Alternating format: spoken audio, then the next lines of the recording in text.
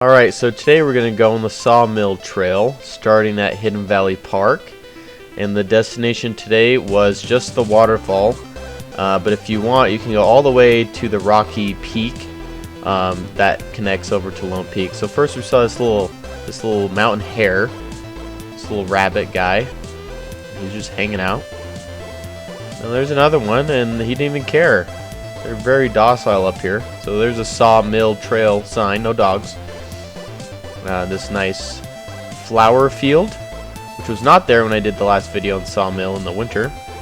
And the trail is extremely steep. This is the first little break you get on the steep section, but at least we had shade. You can see the sun coming up, and that's big willow.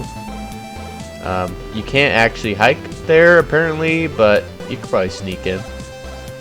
Okay, here's a little grosbeak just hanging out. Lots of birds today. Here we keep going up this very steep trail. And then finally we get to the turn where the trail kind of flattens out a little bit, and there's still quite a bit of snow for this time of year. And here we are on the flat section, just walking towards the waterfall. There's a lot of cool rocks on the way. Here we are. Once you see this extreme danger sign, that's when you know you're close to the waterfall. And it was pretty big today, flowing pretty well. No critters. There's usually some kind of little something going on. There's some butterflies, I guess. Nice and cool. And then we just head back after that. We didn't go too much further. And here's a northern harrier just flying around. And it's about noon right now. It's getting pretty hot.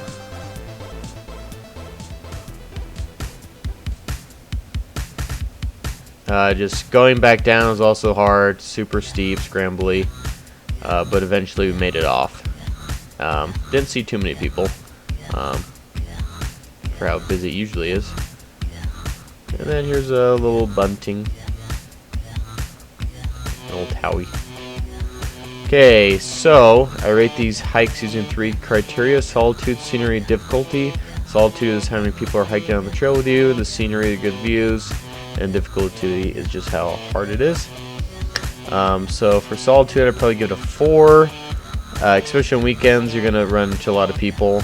But there's some parts of the trail where you might not see some people, so overall 4.